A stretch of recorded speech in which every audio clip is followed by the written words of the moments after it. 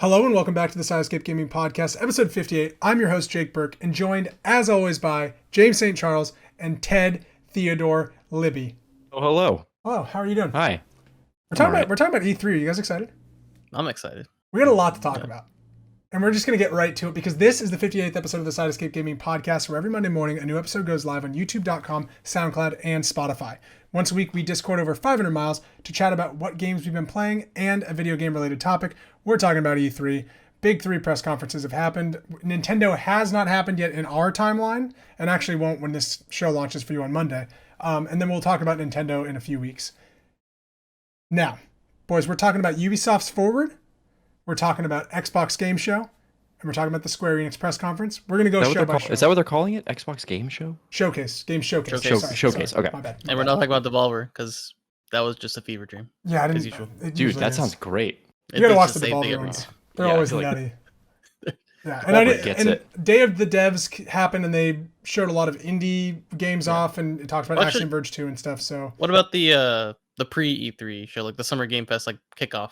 That was really good, actually. Like, that was probably better than the Ubisoft press conference as a whole. Yeah, we can let's start. Get started. Can you explain this to me? There is a trade show called E3, where all the big boys bring their big games, except the big boys have been leaving E3 and to do their own thing at the exact same time in the exact same place, but it's not technically under the same trade show. And then Jeff Keighley's Summer Game Fest is now also a competing platform happening at the same time. Is that what's happening? Kind of. I'd say it's all-encompassing kind of thing. Yeah, it's basically like E3 obviously was this big trade show where once a year everyone would go play the games, you'd have one showcase, and then all these people would tell you how great the games were to play. Well, now we're in the digital age, and COVID happened, so you're canceling a lot of big events. So Jeff Keighley last year, and James, feel free to correct me whenever I slip up on something, but Jeff Keighley last year basically was like, we don't know what's happening. E3 wasn't doing anything because they didn't know what to do. So Jeff Keighley kind of took everything on his back and was like, I'm going to organize the Summer Game Fest and like put events under one banner that like then became like, okay, here's like a schedule. So we're not like doing 3 things on Tuesday, but he did it over like months and months at a time, where this is now just the weekend, and he's still doing Summer Game Fest. Yeah, so Summer Game Fest isn't just like E3 is like what, like a week or two. Yeah, Summer Game Fest is like all of summer, and it encompasses E3 stuff. So E3 is not like how it used to be, where it was like just E3 and then you'd only watch and that's it. It's now like much more than that. So they have like different side things. Like this year they had like the Netflix showcase showing Geek game, Week. Like Geek Week shows on Netflix. Yeah. So it's I think it's better because you get way more, and it's not just focused on E3 events. You're just waiting. You have stuff always happening, or like updates coming up, and so Jeff kicked it off. So it's a separate thing happening. Separate. It's not, time, but it's E3, all under a banner. Like they're basically all grouping together, and like on Summer Game Fest, I believe that all of the E3 showcases they're all under listed there. Yeah. Yep. Oh, okay. Oh, wow. Okay. So it's not in anything like this is happening and then E3 is also happening. It's together. Yeah. It's just E3's like not the top dog. And he did like basically opening night live like he does for Gamescom in Germany. Jeff Keighley does that every year. He does like a big live show. He basically just did that for E3 this year with like his live show. Yeah. And in that we had some big announcements. Borderlands is now going fantasy with Wonderlands, Tiny Tina's Wonderlands. I don't know if you saw this, Ted. But it is a Borderlands game, but it is fantasy, and you're basically playing Dungeons and Dragons in the world of Borderlands, and so it's a much more like this was a Borderlands that's a fun 2 DLC twist. Yeah. It was it was a Borderlands 2 DLC, and now they're making it into a game because people love that DLC, which is cool. Is it different? Is it still a third person? Yeah, it's a looter shooter, but with fantasy emphasis. So there are still guns. Yeah, there's still guns. D&D aspects like roll for initiative. Ted, the voice cast is Andy Samberg, Wanda Sykes, and Will Arnett. It's pretty all great. Right, that's a good Borderlands cast. So wow. Yeah, and it comes out like very early next year. It's like I want to say it's like February or something, or they said early 2022 or something. Yeah. And that was the big announcement. They had a bunch of indie games throughout, which I didn't watch much of Opening Night Live or Summer Games Fest Live or whatever it was. But then they ended the show with Elden Ring, which they showed off. It's huge. From Software, George R. R. Martin's Elden Ring, and then they gave a date, which is January 21st. Yeah, this is the Dark Souls people. Yes, the Dark Souls, Bloodborne Souls people. Making a PlayStation exclusive? No, it's on everything. Nope. It's on everything? Okay. It premiered at Xbox's showcase 2 years ago. Okay. Yeah. So that was kind of opening night. And there was a lot of other smaller games announced in that opening night live. We had the format. Death Stranding director's cut. Yes. He has Hideo friends. They did a Death Stranding. There's Death Stranding director's cut is coming to PlayStation 5 exclusively. But the trailer that came out was in the game Death Stranding. It's all outside. Like you're never in buildings really. Like you're just in like either your little bedroom or you're outside. This trailer starts with Sam with the BB on him, the BB, and I want my BB, and he's got his BB on, and he's like in like a hallway, and it's very much Metal Gear. There are Metal Gear like almost guards like walking in their paths, and it's like a stealth game. And Sam walks over to a shelf, pulls out a box, dumps oranges on the floor, gets into the box like Solid Snake would to try to hide. He doesn't quite like it. He gets out of it, puts it back on the shelf, and walks away. And that's the trailer. And so what I took it as, because Kojima's fucking weird, is my guess is that trailer is somehow saying, and who knows if I'm right, I tried to get Metal Gear back. They said no. I'm done with it forever. Yeah, that's kind of what I took it. That sounds very Kojima-esque for him to do. Because there's no way unless unless Sony bought it. That'd have to be like Sony would have to buy it from Konami, like the IP, and then have Hideo do what he wants with it. Yeah, but I think he's done. Oh, and the other thing that announced at the Jeff Keighley event that James and I were really excited was Metal Slug Tactics. Yes. Oh, I saw this. Yeah. Yeah. I'm excited for this. The people that produced and published Streets of Rage 4. Thank you, Streets of Rage 4. They're publishing and it sounds like producing this tactics game, and it looks awesome with like the anime pixel art. I love Metal Slug. Yeah. Like that was like the arcade game you just go and get it. Yeah, and tactics, that's such a great genre for Metal Slug to kind of adapt to. So I love tactics games, so I'm in. Well, there's really a lot of them apparently. There is. Yeah. There's definitely a lot coming out. There's Project Triangle Strategy, which I'm sure we'll hear more about at Nintendo's showcase. But let's talk Ubisoft because we've seen that showcase. So Ted, you've watched Ubisoft showcase, correct?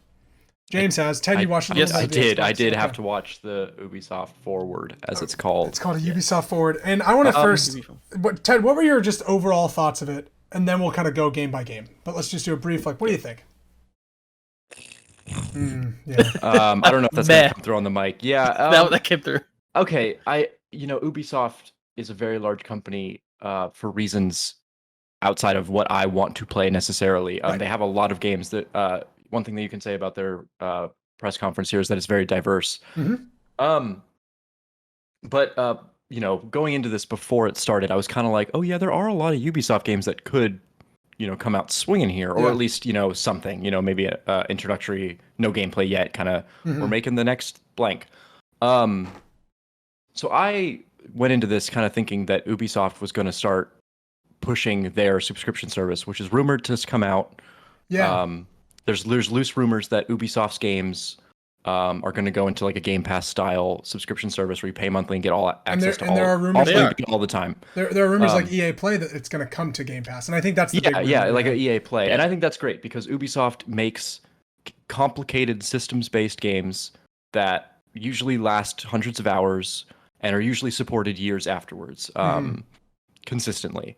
So to have that all in one package, pay $10 a month to get the most recent Siege, Rainbow Six Siege kind of type stuff, makes a lot of sense. So that's what I thought this show was going to be about, is them making a strong pivot toward the Ubisoft network, Ubisoft Plus, whatever it is. But it kind of wasn't. It was kind of just very bland updates to a lot of their games. I have the raw notes in here, which are we'll break them down in a minute. I want to just have your overall opinion because overall, it was kind of meh. There are things here that a lot of people will find a lot great, but there's nothing really spoke to me personally. I think that's sentiment. That James, kind of, what was your thoughts of it? The one thing I liked is I like the studios because they all have really passionate people behind their projects. That being said, it's so branched, and you just like what Ted says, you can't really relate to a lot of the stuff they're working on, and Ubisoft's great, but a lot of Ubisoft games are kind of if you know. It's like For Honor, new For Honor stuff coming out is awesome to For Honor players.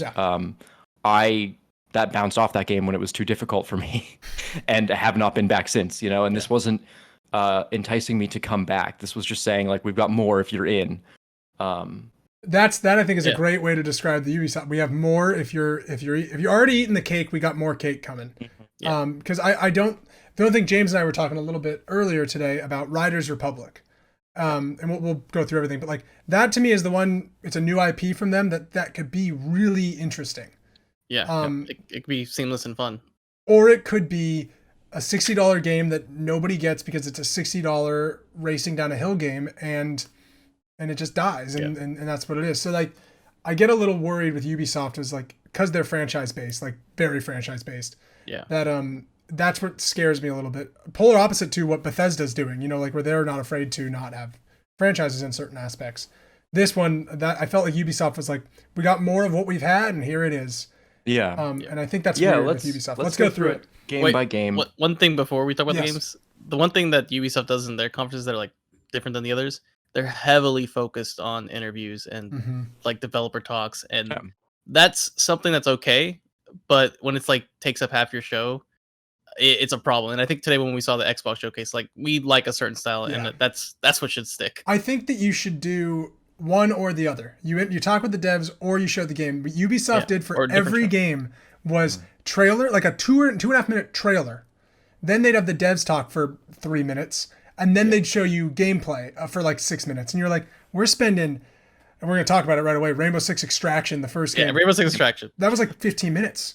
Yeah. And it was like, the trailer showed me what the gameplay was basically. It's Rainbow Six and you're getting people out of zombies. I was watching a Let's Play. It was like the whole experience. Yeah. They didn't do the Ubisoft thing where they're like, bogey on your 6. Great shot, Chad. I'm right behind you. Yeah. Like where they're like they do the great shot. Live chat is the best. So Ted, why don't you run us through the Ubisoft show and then I'll be quick about this because I know we got a lot of games. I want to talk about each kind of game. So Rainbow Six Extraction, Rainbow Six, or formerly called Rainbow Six Quarantine. Yikes. Change that. This was a live event that they did a long time ago. I think we played it. Yeah, all three of us played it. Yeah, it was like 3-person co-op.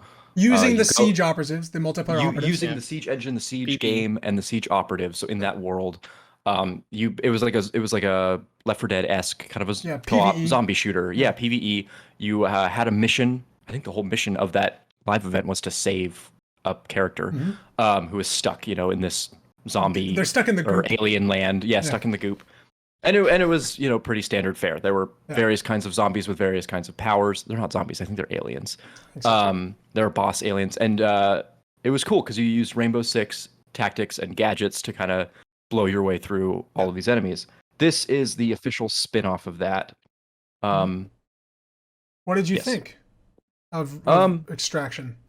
So the two things the takeaway is that if your Rainbow Six operative dies while you're playing a mission, you cannot play that operative until you go back and rescue them. Coolest thing in the world. I love when stuff does like that. It's kind of adds higher stakes, which I thought was very cool. It's like Fire Emblem permadeath. Like when you can add like a sense of risk reward to stuff, that's really cool. Yeah, exactly. And the other thing I took away that will feed right into this is that they're going for a very tactical zombie shooter. A lot of gadgets, a lot of choices, a lot of important not shoot the bad guys in the head tasks that you can do, which could feed into this risk reward of like, are we really going to stay around and put scanners in the underground hive? Please call it the goop. The goop, yeah, whatever. Because the longer we stay here, the longer we might die. All of that stuff looks really cool. The one thing I didn't really understand from this video that they did is I don't know. I think this is just free if you have Rainbow Six Siege. I don't think that's true. I don't think. Yeah, I think this is a separate game. Because the follow-up to that is in Rainbow Six Siege, you have to buy operatives separately in seasons. So I didn't know if this was like because I didn't unlock season 3, I don't have certain operatives that I can play, which might change. I don't know. We don't really know the system. So that's I think we don't know how that's working. We don't know if every operative is available in this game because in the multiplayer mode that you're talking about in Siege itself, not every operative was available. Yeah. They only had I think half of the operatives that were utilized in. Yeah. And that being said, they are the same operatives, Habana and Ash and stuff from Siege as in Extraction.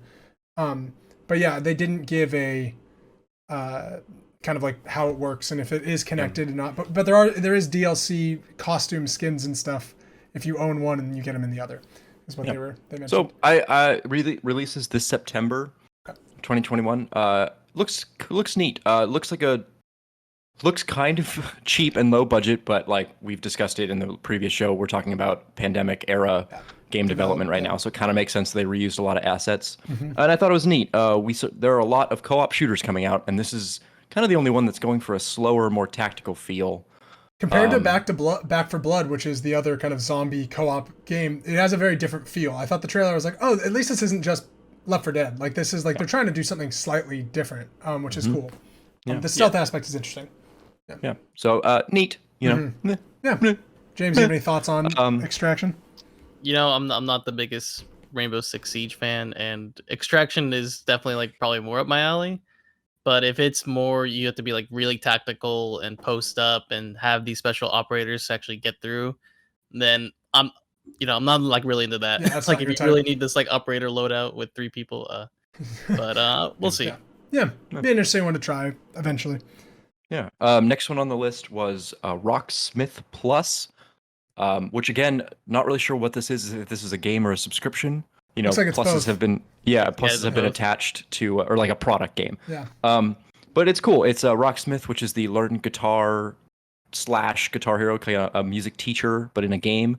In Rocksmith Plus now, instead of a dongle that you attach to an electric guitar, which is attached to your computer, it now utilizes a mic. So almost like a guitar tuning app on your phone. Very cool. You can strum along, and they will be updating with live and custom tablature. And it looks like they're doing a lot of legitimate work to teach music. I bet this was someone had this idea during quarantine of like, we should have a game where it teaches you how to play music. Yeah, all cool things across the board. I played the original Rocksmith and really liked it. I had a problem with that bad boy of it was there was some slight latency, which just ruined it. That's what I wonder about my this. strumming did not translate to what was in my ears, and it kind of killed it for me. That may have been a technology problem. That may have been a user error problem. Who knows? But with 2021 technology, it's pretty cool. Yeah. Exciting. I got no big thoughts on it, but yeah, happy that we're happy it exists. Yeah. So that's fine. Next on the list, Riders Republic, which I have in parentheses. Steep 2. Steep 2, but with a social hub. Yes. This is a North America-based extreme sports, Party Mountain-esque game. That's a great description. It's literally just it's a bunch of characters on top of a mountain with dirt bikes, snowboards, and the air glider things going. Yeah. Hell yeah! And then they go down a hill. It seems cool. It seems like very much they're focusing on the social hub aspect, which I think will make or break this game. Yeah. If this is a game about customizing a fun-looking person and then doing goofy custom tracks or custom kind of racing adjacent events, that could be a lot of fun. Yeah. In the trailer, the marketing towards this made it look sort of kind of realistic. There were a lot of shots of North American trees and sequoias. But then if you actually look at the gameplay, there's a lot of really goofy Trackmania-esque type stuff. Like there's a clip of like 100 people in the flight suits just flying through a gorge, and you're like, this is ridiculous. Yeah. I think it looks like a lot of fun. This is the game that I'm most intrigued by from Ubisoft right now, and I don't know if it's not my kind of game, but I just think it's such an interesting idea.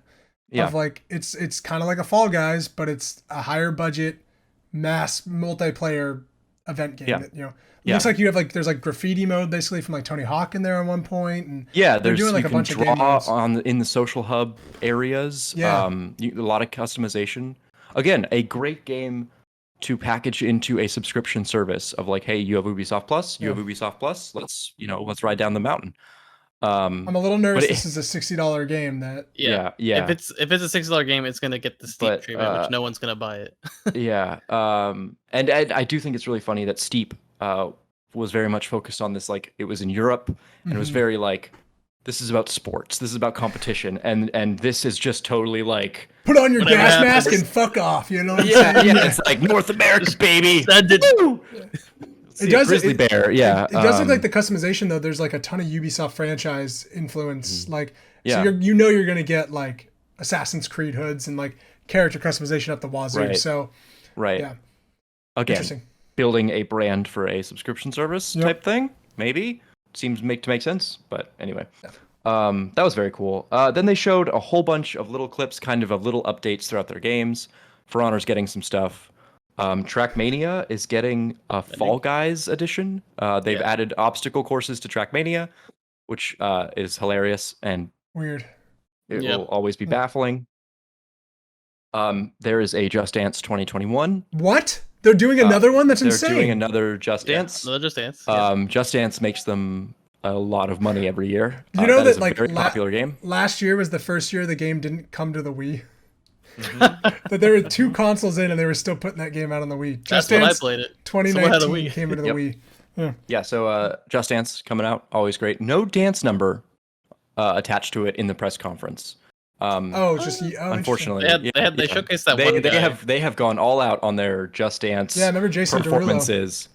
Yeah, and not so much there. They had a guest musician, guest pop star who was kind of talking about it. It was neat. It's fine. It's Just Dance. Assassin's Creed Valhalla is getting a second year of content. As if the game wasn't long enough. The content looks so good. Yeah, I looked this up after the fact because it's a game I'm thinking about purchasing. And it's right now, with the 1 DLC pack and the game, you're looking at potentially 130-ish hours of content.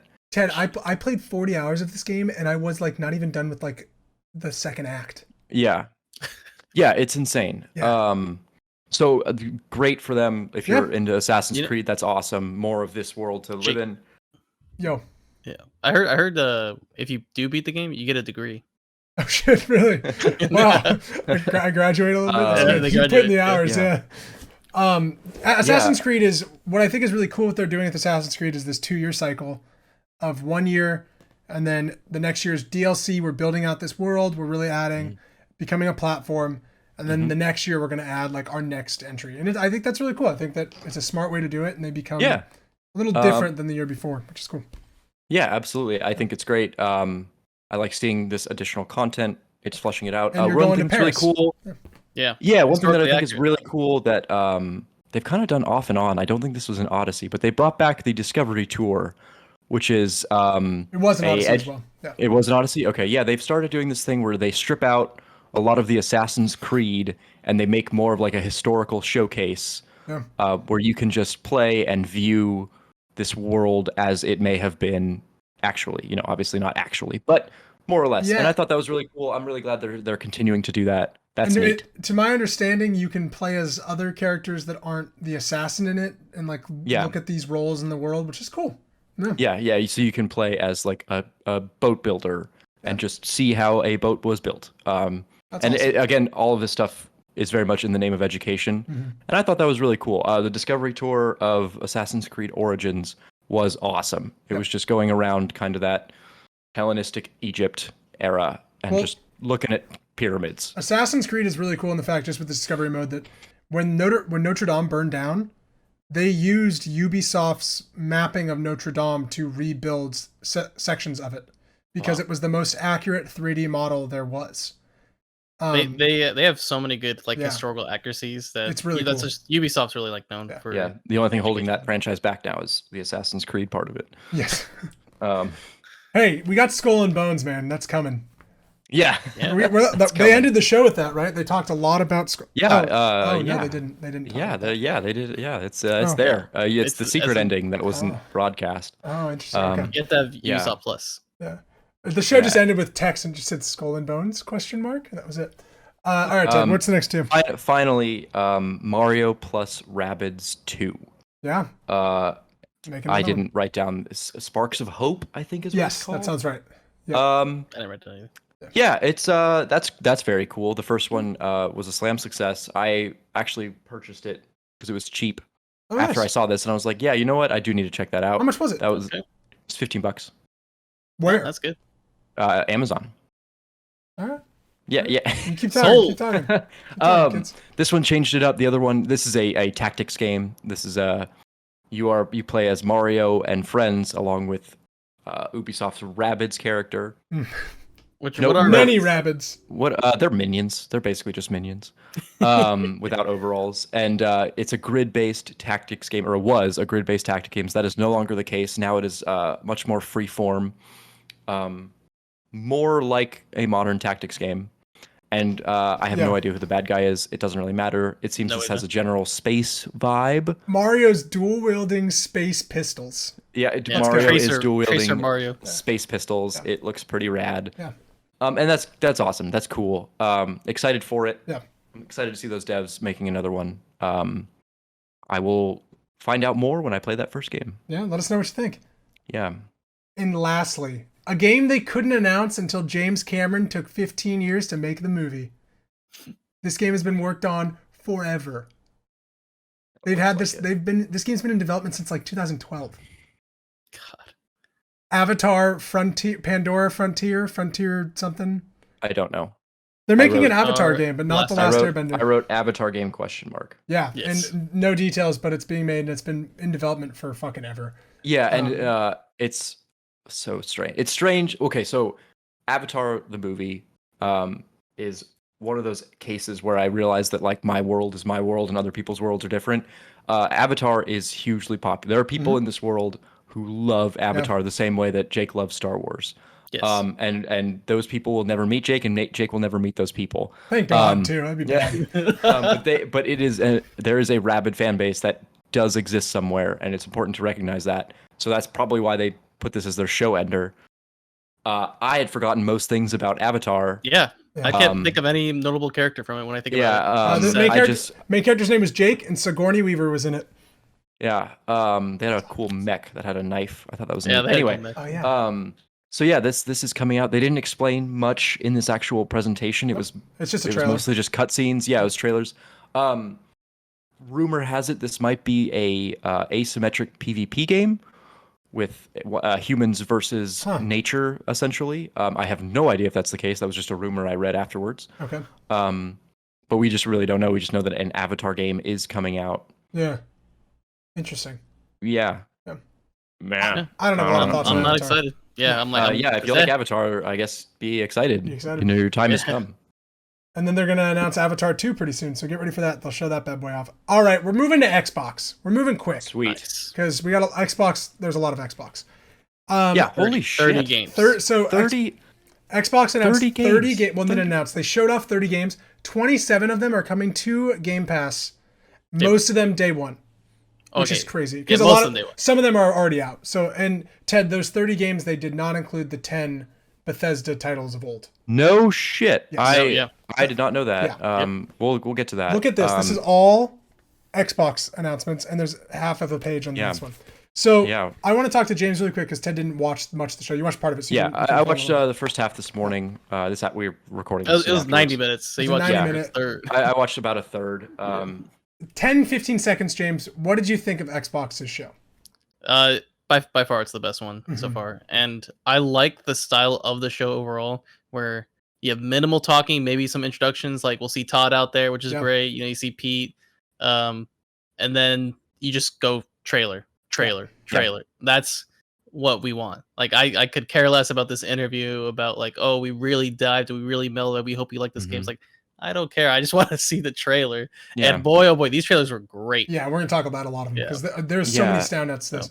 I thought love the showcase. Starting the show with Todd Howard and Bethesda and being like, you know, Elder Scrolls and like our next franchise is just for Xbox. Like that was like big dick swinging move right there. Like we own Bethesda. Start with Todd. Like no one else does. I was like, this is a cool move. Yeah. Ted, what did you think of just the 30 minutes that you watched?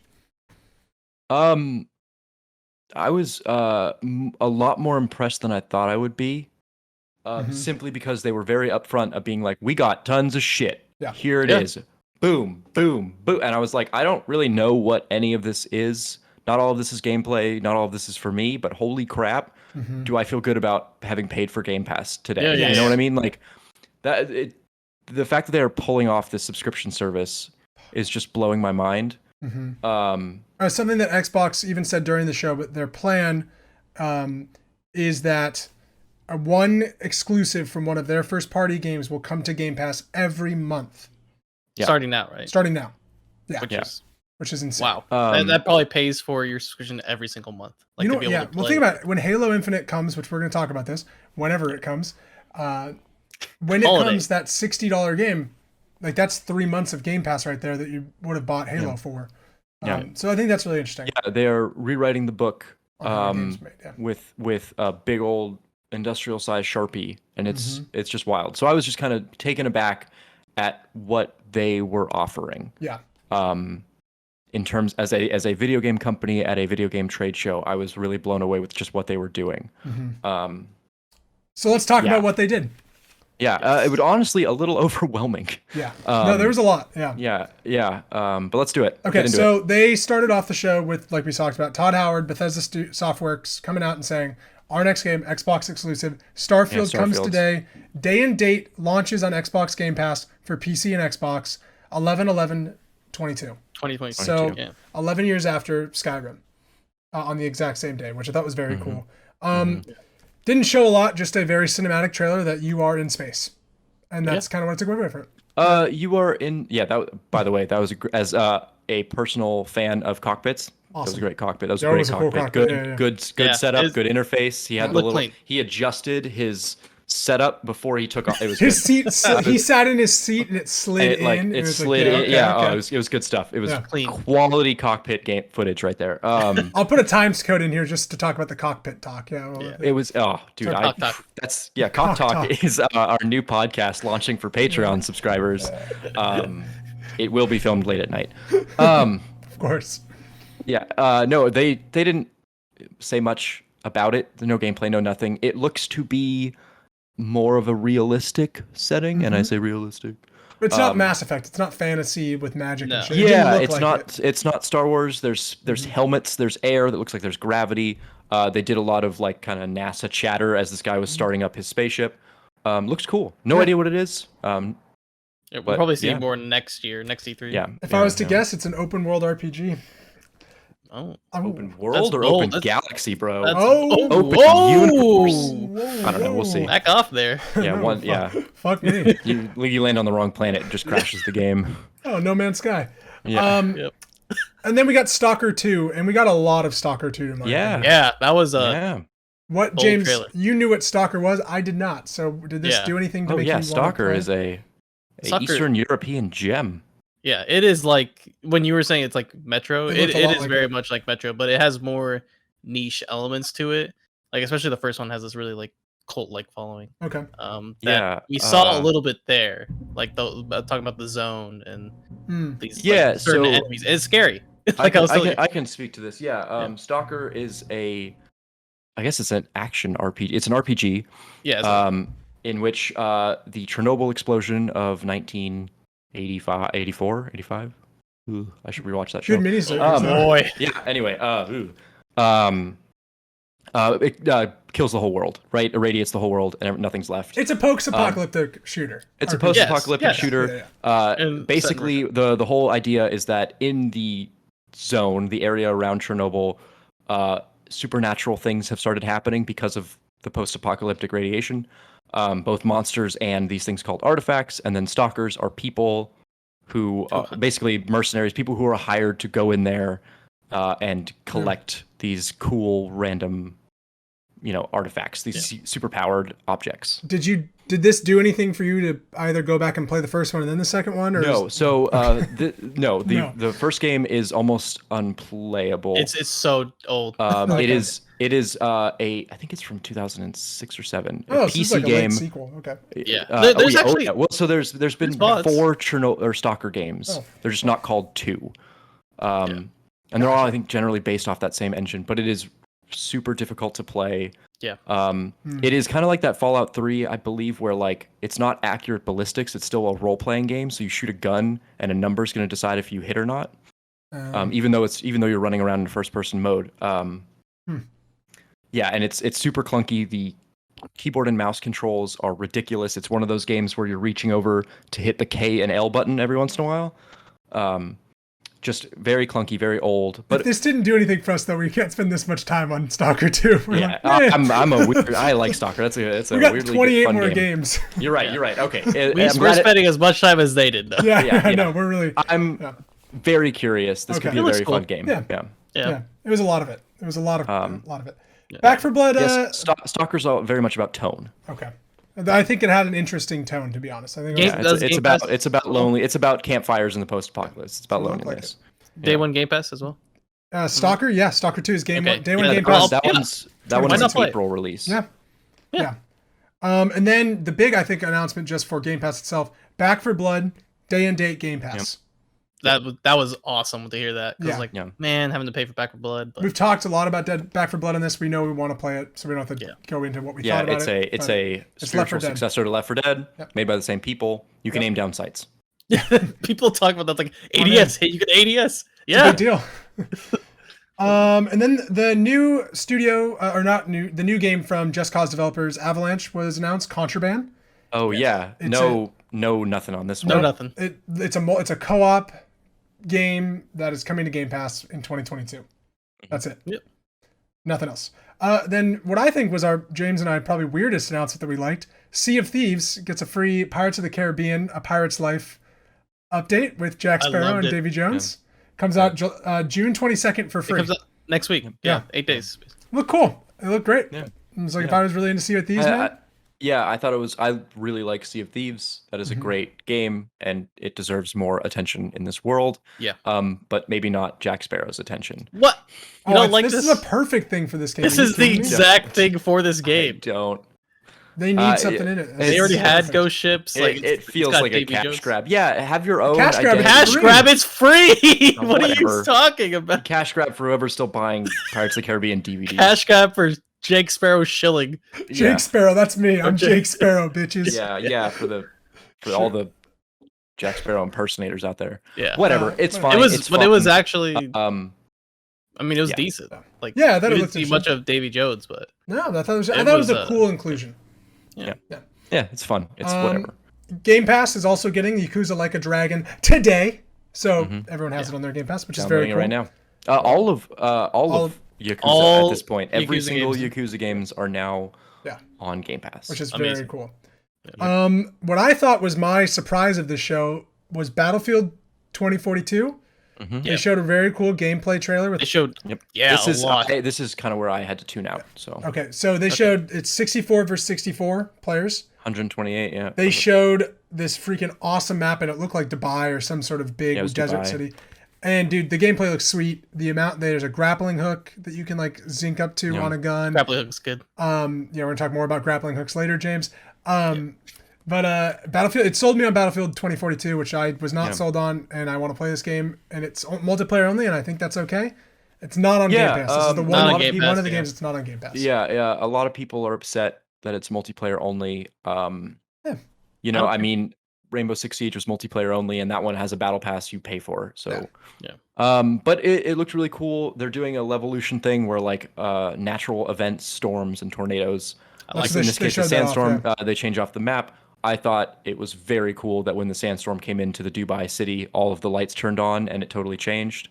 One of my stand-up moments of this little gameplay just demo, which James actually laughed at me when I said it, but I love when the three guys got into an elevator, and then they proceeded to take the elevator up, and I was like, this is like something I've never seen in a multiplayer shooter of like, we're gonna sit in this elevator for 2 minutes, but we're gonna get to the top of this fucking building. They were also changing out their loadouts like in real time on the elevator, like changing out what's on the weapon attachments.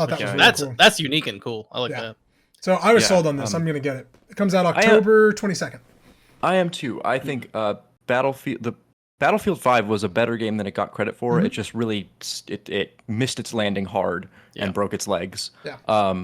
So I am really excited. I really think that they could make a live service multiplayer Battlefield game a very cool thing, and I'm excited for it. It looks cool. Yeah, it does. It looks very cool. I was it's strong competition for the Call of Duty and the Halos that might be coming out this holiday season. So there's so many games coming out. This holiday is now stacked, which I'm really excited about.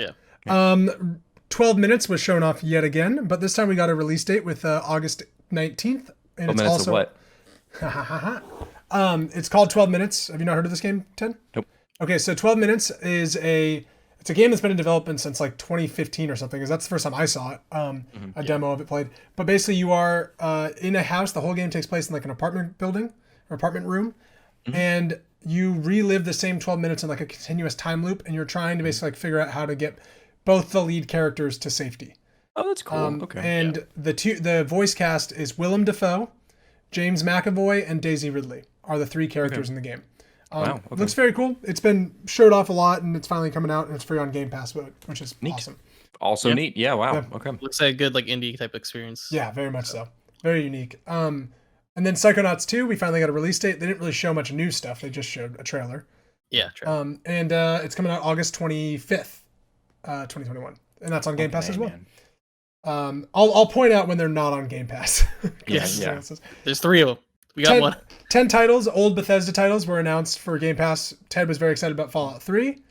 I'm excited all 3 Fallouts because everyone needs to play 1 and 2. Is 1 and 2 games. Coming as well? But I do want to just mention Fallout 3 on Game Pass is a very cool thing because the original Fallout for computer no longer works. If you bought Fallout 3 back in the day, even if it's on Steam, it tries to connect to games for Windows Live and it fails and you can't play it.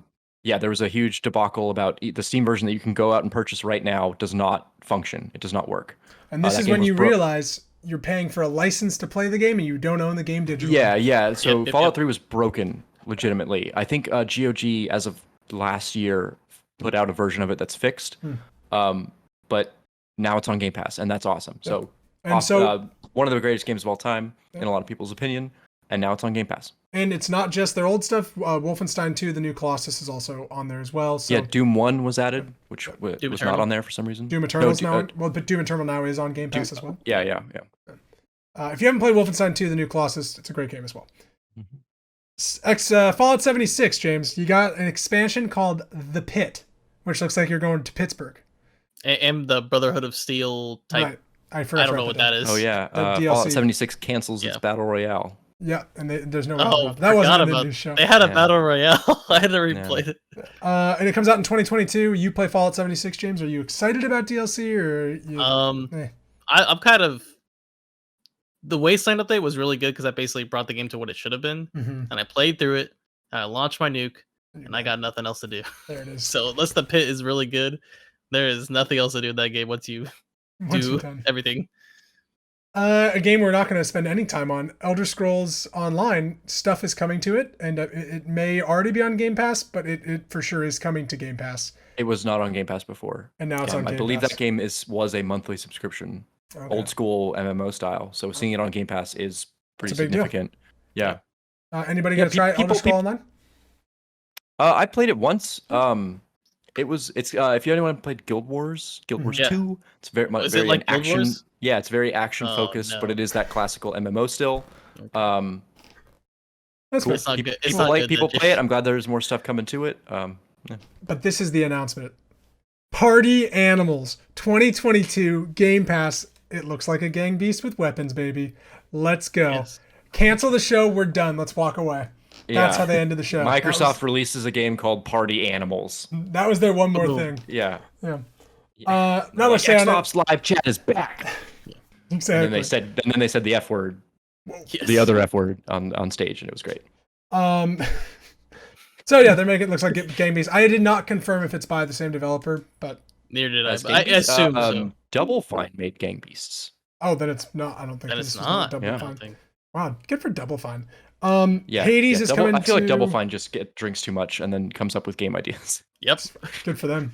So you gotta do it. Hades is coming to Game Pass and Xbox on August 13th. Awesome. That's great. Yep. Is it all of Supergiant or just Hades? Just Hades. I didn't see all of it. Which we'll get there. I'm waiting for the Pyre competitive online multiplayer esports funded by Microsoft. I'm in. James, a game we thought was really interesting, and you actually know some backstory on it. Somerville coming to 2022 to Game Pass, indie game.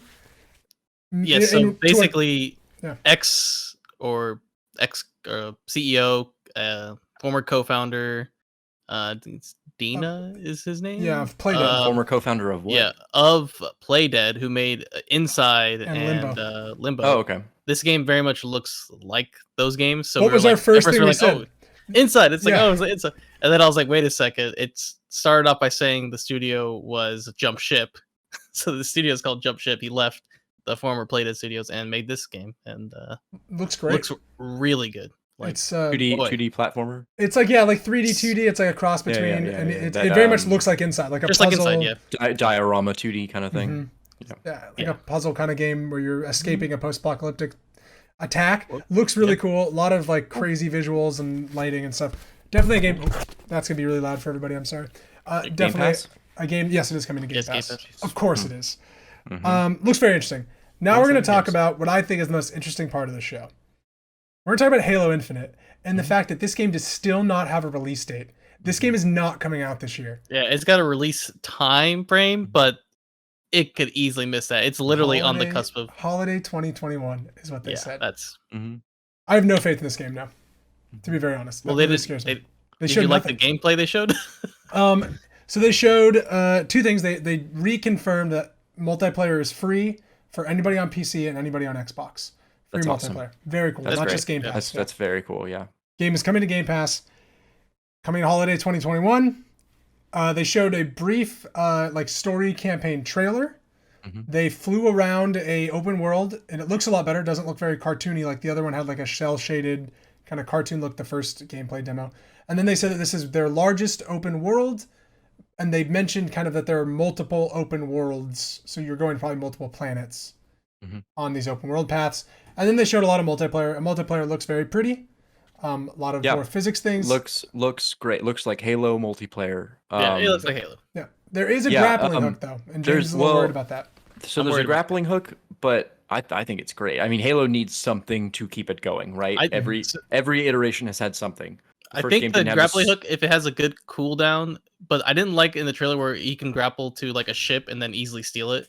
That to me that's just gonna like ruin me like being in a ship, because or even to a vehicle. I'm assuming as well. You can just grapple this stuff and just not even be close to a vehicle. Like so, but grappling to pick up stuff. Cool. I really liked that you can grapple and pick up a weapon, grapple things and pick things up. I thought that was cool. rad. That's what it should. This trailer was very clean, and it looks like they are making Halo to be a giant highlight reel of a video game, and I'm excited for it. The trailer ends with the grenade blowing up the sword. He catches it in midair and slices a guy all in one motion. I'm like, you could never actually do that, but that was fucking cool. You can do that. You can, but like you gotta be really good to do that. I keep telling you can do all this stuff. You gotta be really good to do it. To catch it midair.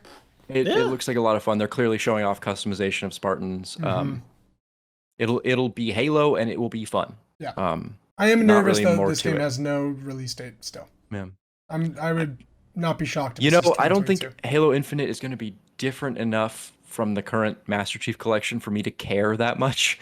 You know what I mean? Like, it's not like I can't play Halo right now. No, I know. Play the best Halos. You can play whatever Halo you want right now. Yeah, exactly. So I think they are making a choice decision, knowing that a lot of people have Halo. Yeah. And they're going to make a really good game instead of just making another game. You know what I mean? I think so. And I think the fact that this is going to be a platform for them to add stuff, and it's called Infinite for a reason. Diablo 2 Remake has a release date of 9/23/21. It's 8-player co-op was the thing they announced today. It's huge. That's very cool. Yeah. I like that song. It is not. That is actually very cool. Yeah. Having 8-player co-op is not on Game Pass, but a Xbox console exclusive, or is it just? I may have said console exclusive. I didn't see that. I don't think it did. No, but their working of it before was that it would be coming to all consoles. I just didn't know if any new developments happened. Yeah, no, nothing. It's gonna be a $20 game, I think, but it shouldn't matter. That's not. In it's a $40 cross progression. Yeah, which is good. Yeah, that's all very cool. And I think, honestly, one of the biggest holdups that I have found in my video gaming career recently is that I have too many friends and a lot of 4-player caps. Yeah. And so just hearing that they're like, fuck it, 8 players. Yeah, why not? Yeah, that sounds great. Yeah, I like that. That's cool. They're even harder for me now to have to exclude some of my friends. So I'm very excited for that. Yeah. I'm excited for Diablo 2. I don't know. It looks like a fun game. I am too, yeah. Like I've never played it, and I love Diablo 3, and 2 is old and probably has some old aspects to it, but I like the setting. I've never played a Diablo game. I think I would really like them. Yeah. They announced a Plague Tale Requiem. I mean, I don't know much about Plague Tale Innocence, but it's supposed to be very good. The trailer was a sea of rats coming towards you, or like this wave. It was not. And it looks beautiful. Those games are gorgeous looking, stunning. Definitely great lighting and uses. 2022 coming to Game Pass, day and date. Yeah. Then we got the thing that you just can't stop seeing it, and every time you see it, it's worse and worse and worse, and that's Far Cry 6. Mm-hmm. Oh my God, this new trailer was just like, Oh yeah, there was they said they had Far Cry 6 and Ubi Forward, and I forgot. Yeah, it's fine. It's forgettable. This trailer just showed you again that Giancarlo Esposito is in the game, and that it's a crazy time, and that's Far Cry 6. Oh yeah, I totally didn't even write this down. There's the season pass for Far Cry 6 is you're going to be playing as the bad guys from the previous games, which I think is great. Can I just get that and not the game? I know. Yeah. I'm a little sad that it sounds like the Blood Dragon remaster is also behind the season pass wall. That's fine. Yeah. There's a show. We can watch the show together instead. Hell yeah, we can. What is that thing called? Laserhawk or something dope? I have no idea. Laserhawk sounds dope. Laserhawk is a synth band. Yeah, they're good. Pretty cool too. Anyways, Slime Rancher 2 coming out 2022. Awesome. Game Pass. Couldn't be more excited. Slime Rancher is a great game. Oh, perfect. Yeah. It's just a cute, fun little farming-ish, ranching-ish simulator. It's great. Yeah, it looked great. It looked like just like Slime Rancher. But cool that it's coming to Game Pass. I mean, that I think is just kind of the fun little Game Pass stuff that there is. Ted, I thought about you with this game because just like we talked about Steep the entire time I lived with you, now we got a new one to talk about. Shredders. Shredders is it looks like a skate version of snowboarding. And you just shred down a mountain. Hell yeah, dude. It was There was a mini clip game where you were on like a luge board and you just flew down a mountain, but there were like loop de loops. I remember that. Yeah. It's coming out December 21st. It's on Game Pass. No excuse to not try it. Exactly. Atomic Heart, which is a game that James and I didn't know, but sounds like it's been in development for a while. Looked really cool. It has really interesting elements in it. Like, give me the briefest of descriptions. How do we describe this? It's like Russian cyberpunky fantasy. There was like a test dummy coming at you, and you were just like dismembering it, but it looks so like HD. Like it just had like so many like ray tracing like effects with it. There's a lot happening. Just a brief little side story here. I'm playing games on the Xbox Series X, which is standard 120 frames per second, and holy shit, games look. I have a very good computer underneath my desk right now, and this thing feels like it's kicking its pants just because of that frame rate. I was noticing that with a lot of the videos. I was just like, they all look real good. They all look real good. And they talked a lot about certain games hitting 120 frames. Halo will do that on Xbox X and all of that. So that you could kind of see that in the trailer. Yeah. It was they're talking about like optimizing games like that they've already had on there. So cool. It's good. Replaced. We're not done? Okay. No, that's why we can't spend a lot of time on these games. Oh, Replaced looked really cool. It looks like a side-scrolling. James, how would you describe it? You had a great description for this game. Well, it has like this HD like pixel art to it. Yeah, it is. It looked like Blade Runner kind of aspects. Yeah. It has. Okay, so what I was like, it had this like noir aspect, but when we were first watching, it was like, okay, man, this looks really cool, and then it just had this hack and slash beat 'em up style, like right away, like shit. But it was just a little bit more than that. And, I recommend watching. I don't know, maybe like a John Wick stuff. Yeah, it looked really cool. It looked fun. But I've never seen this pixel art style. Like it's kind of Octopath, like kind of like it's just like the forefront is really clean and the background is pixel art. And it was cool. It looked like HD pixel art, but that's not a thing. But it looked. That's how I would describe it. Unique. Grounded, the small game where you're the small little people and you fight spiders. A little survival game. No, the game is not out. It's still like pre-beta thing. But they have an update called Shroom and Doom. Nice. And that's coming out in June. They just said it's coming out. Do you get to play as the Doom guy? Unfortunately, no. It's just that there's Doom because of the mushrooms. And then they showed their spider thing coming out, and then they showed that you can take away the arachnophobia thing, which is always cool. Among Us 15-player update coming soon. Cool. That's all I gotta say. Yep. Ted, we're not done. We got about 8 more games.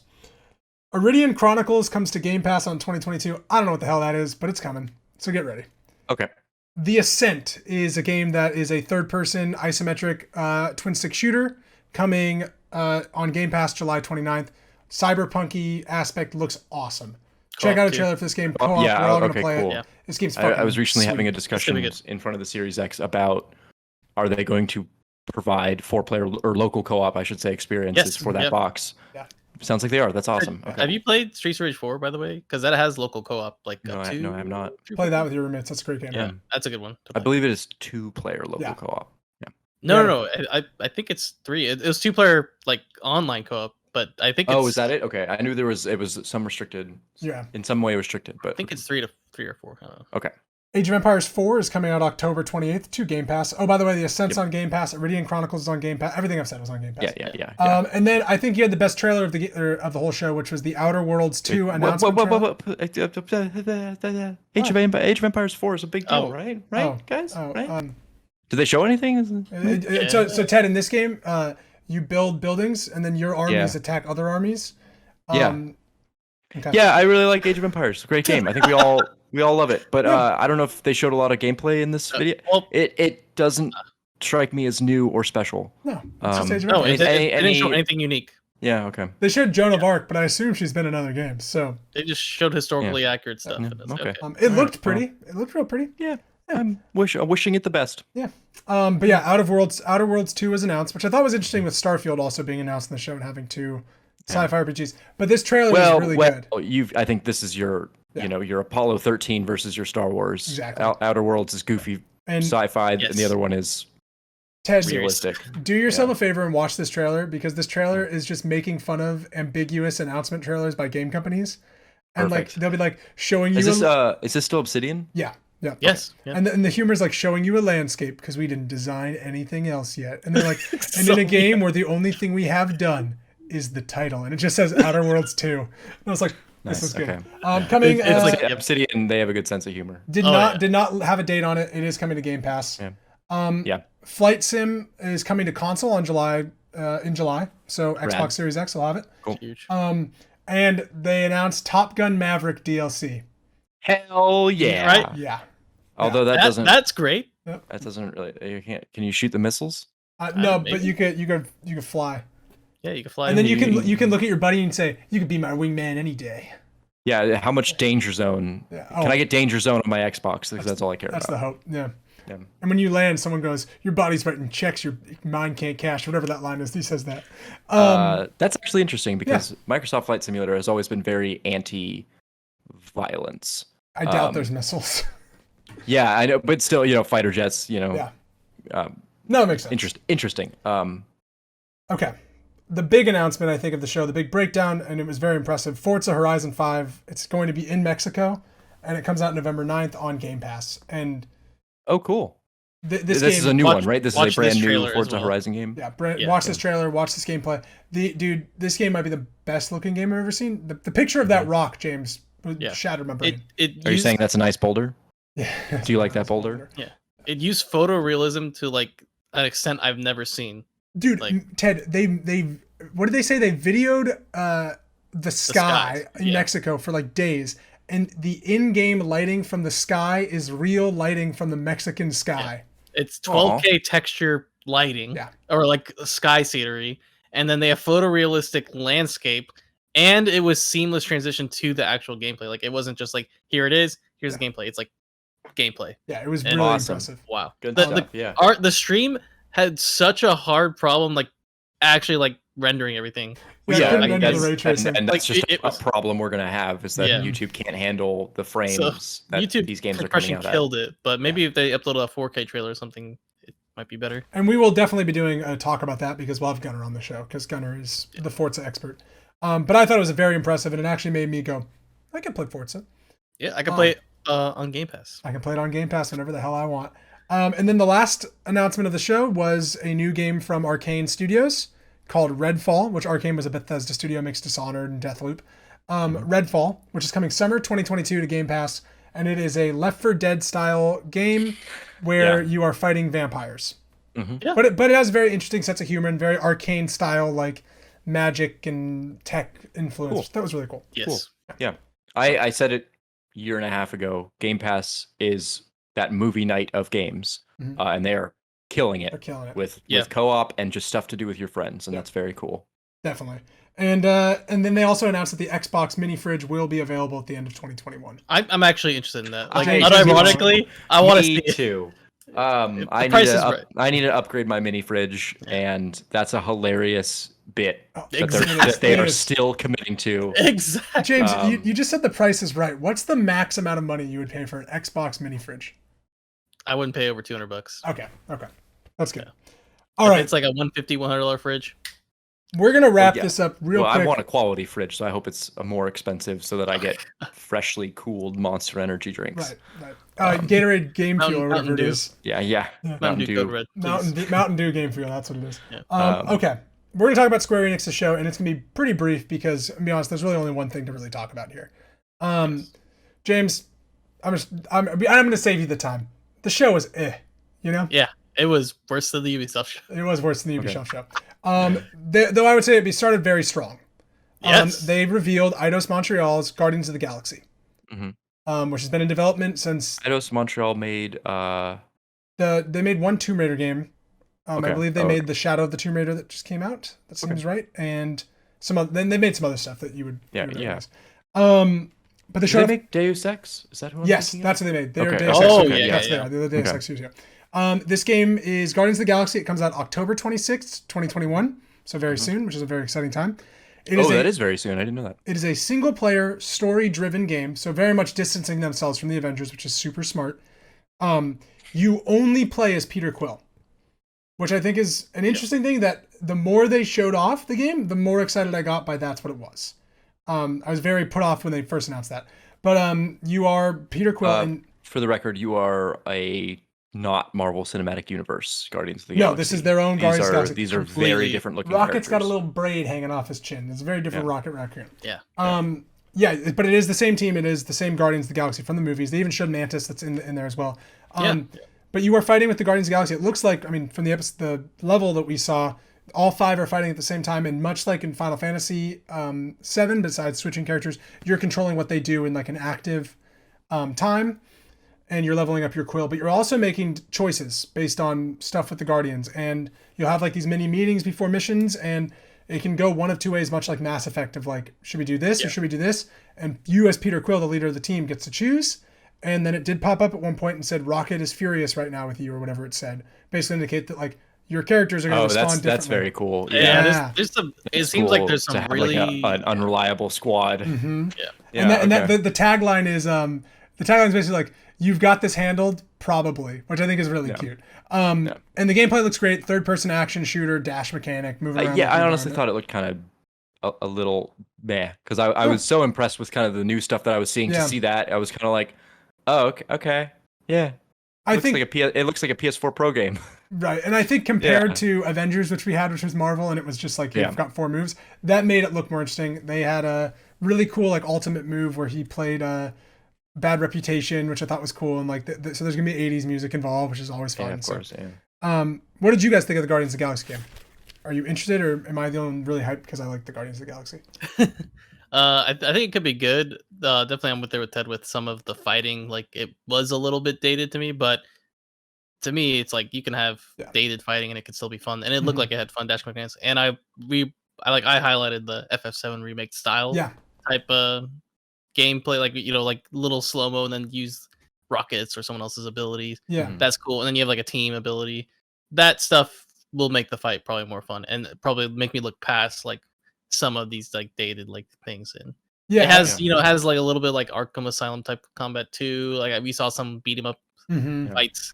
It's not just all shooting an enemy. Yeah, and I think the more the game goes on, what I assume would be upgrading characters and really building your builds to we saw them level up. Some level up. We saw costumes that you can change your costume. Yeah. So a lot of stuff. October is super exciting. This is one of those games for me where I would really need to someone needs to tell me after the fact, like, hey, no, it's pretty good before I see more. Yeah. Yeah, I can be that guy. Yeah, I'm pretty skeptical. Mostly just with Square Enix and what Marvel properties have been doing recently. I was very thrown off by what felt like off-brand Guardians of the Galaxy. That's a total me thing, where I was expecting Chris Pratt when you said Peter Quill, and it very much wasn't. And I was like, oh, and weird. You gotta look past it. You gotta understand. It's 100%. That's a me thing. I didn't really like the voice actor of the first guy. Maybe I'll get used to it, but I really liked Rocket. Like the rest of the team is right on. So. One of those things where they were not trying to be the MCU people, which was both jarring and refreshing. Yeah, and they did like many interviews throughout showing the gameplay with like certain writers and stuff, and Bill Roseman, who's in charge of Marvel Games, and like their big thing was like, you have to build this to the right medium, and so like the movies work. We're not going to try to do the movies. Like this is going to be the game version of it, which I think is cool. Yeah, and I'm cautiously curious. Yeah, I think it looks better than it could have. It does present, I think, one of the biggest questions of E3, which is who had better dual wield space pistols, Mario, or Peter Quill? Because I'm voting Mario. Ted, what did you think of Star-Lord's jacket that on his back said Star-Lord? I thought that was perfect. I thought it was kind of cool. Like, again, that jarring, but like, okay, yeah, like this is supposed to be the punk rock group. Yeah, he's like such an asshole. Space, yeah. And so I was like, this is stupid, but also it fits. Yeah, I also like they kept calling him different things, like Sun Lord. And he's like, no, it's Star Lord. I was like, okay, the comedy's gonna be here. It's gonna be fun.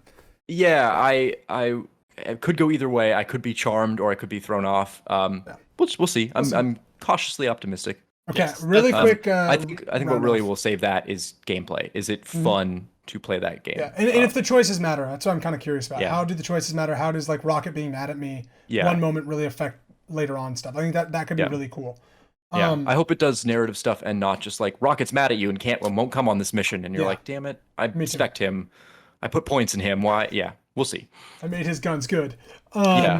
Okay, then just the really quick announcement stuff they did, and we're just gonna blaze through them unless James, you have something to say. Final Fantasy 1 through 6 is coming to Steam and mobile soon. Really like Square Enix has a really bad time porting their older games, so we'll see how this goes. It's like a re-pixel update or something. They said something like with pixels. Something like that, so yeah. Some update there. Legend of Mana is coming out June 26th. They barely showed any of it, and yep. Okay. Cool. Avengers War for Wakanda, the new big DLC, no date. The only playable characters DLC wise are still just 2 Hawkeyes. Mobile.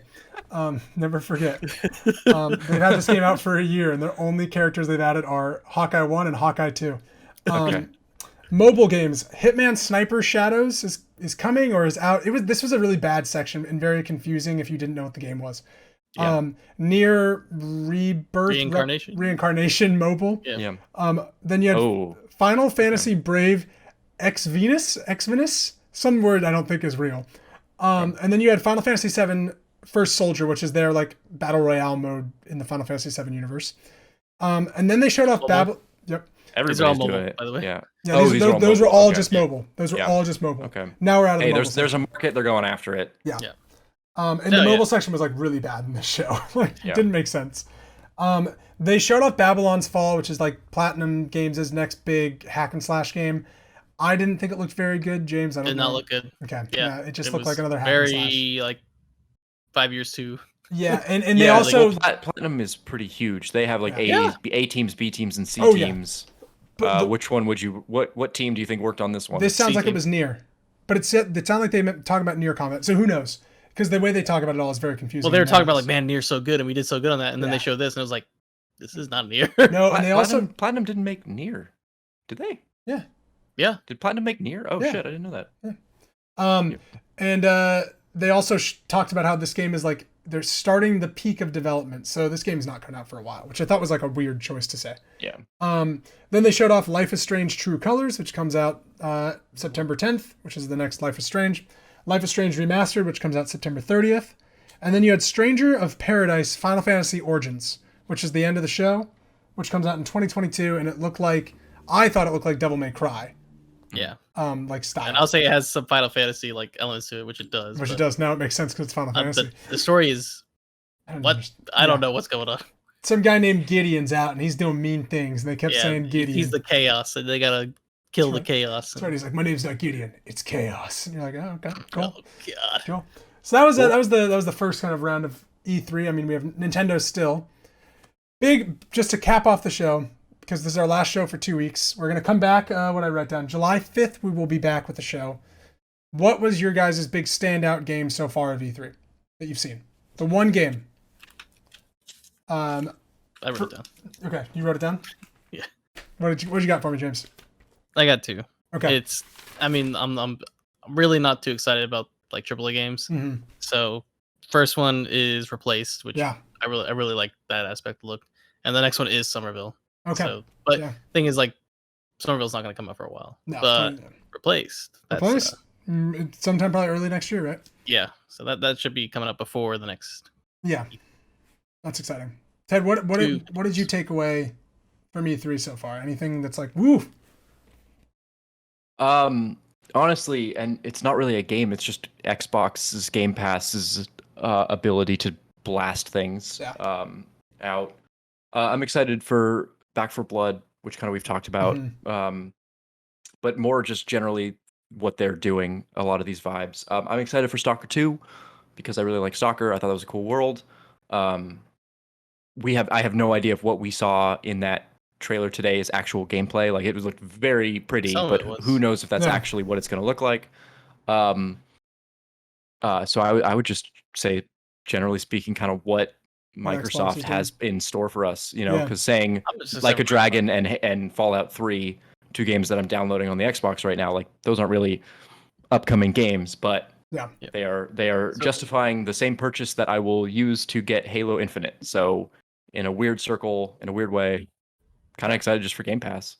Yeah, one thing is I'm not worried about with Game Pass is like, okay, do I buy this game? Do I buy this game? Do I buy this game? It's like, no, it's like I can play all of them. Like even if I'm not too interested in it, I can at least give it a try. Yeah, dude, I feel more justified than ever in my Xbox purchase. Yeah, me too. And my little ritual now before I buy an indie game on some platform, I do some research to see if it's on Xbox Game Pass because odds are like it's coming. So I think that's like super smart. Like James, Replaced looked really cool. I think a lot of like the indies looked really cool. Like Summer and stuff like that. I'm very excited for Guardians of the Galaxy just because I love Guardians of the Galaxy, and after playing Mass Effect, I'm like I could use more space games. And then I think that's kind of where I'm at. And then I'm just kind of really just curious about Halo Infinite. And I felt and again, this is a pandemic era problem. The games that are coming out, we didn't see enough of. Probably. Like I would love to be excited for Starfield, but I really don't know what that game is yet. That's next E3. Yeah, but I like NASA-esque sci-fi vibes, so I guess I'm excited for Starfield. Yeah, but I have no idea what it looks like. I have no idea what it is. Right. Yeah. That game a lot depends on how many buttons you have to press to start your engine. So like if I'm flicking switches, exactly. I'm in. Star Wars, James. There still is an EA Live showcase. Okay, soon. So briefly here, what's next? Yeah, there's an EA event. But I don't think it's like right away. I think it might be next weekend. It's something like that. Okay. I think so. Off the top of my head. And Nintendo is Tuesday. Nintendo is Tuesday. Next one. And it's 40 minutes of games focusing on games, and they use software specifically. Like we're not seeing a Switch 2 coming out this year. Do we know that? It says in their thing. It says most games mostly releasing in 2021. Yeah, and show is focused on software. Like they're using wording of like don't expect another console. Yeah, because the internet's very angry right now. Yeah. It's tomorrow. It's coming out tomorrow. The Super Switch. Go to GameStop right now. Yeah, it's releasing. We'll see. It's going to be Wednesday. It's going to be Wednesday, not tomorrow. Not Wednesday. That's when they're going to release it. I would expect to see a lot of Zelda stuff. I would expect to see a lot of remasters, ports of Zelda games coming to the store. Not Donkey Kong. And I would expect we're going to see a new Donkey Kong game. Yeah, that would be cool. Like a rumor has it. And I read a couple articles about this. So again, pure rumor, pure speculation. Nintendo is going to be making a lot of niche physical only releases. So they are trying to separate from their e-store to have these niche limited time releases. Yeah. Who knows what that means? We'll see when they do their direct what that is actually entails. I would be surprised if we see another Zelda collection, 3 epic games available for a limited time only type thing. Yeah, I think they'll just be available. But who knows? We'll see. Hopefully we get Ocarina of Time. That's all I care about. Give me the Ocarina of Time. Yeah. Ladies and gentlemen. Anybody else? Anything else E3 related? There's a Take-Two thing we're missing right now, and the PC Game Show is happening right now. Did Half-Life 3 get announced? We don't know. But we'll tell you about it next time. July 5th on our next show. This has been the 38th episode of the Sidescape Gaming Podcast. That's Ted. That's James. I'm Jake, and we will see you in 3 weeks. Go play some games. Yeah.